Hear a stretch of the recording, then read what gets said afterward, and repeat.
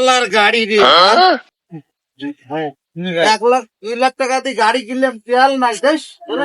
ভাই একটা উপকার করেন তো আমার, গাড়ি কেন আমার ঘাড় তুলি দেন।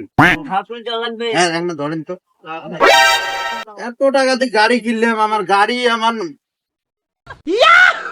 তুলি দেন।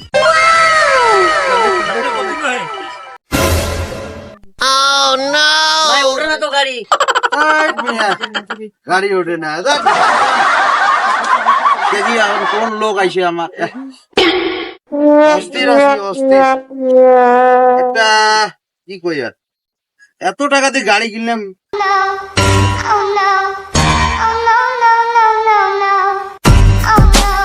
ভাই আমার সমস্যা এক না, উপকার করবেন বলেন, গাড়িটা আমার খালি ঘাড় তুলি দিবেন।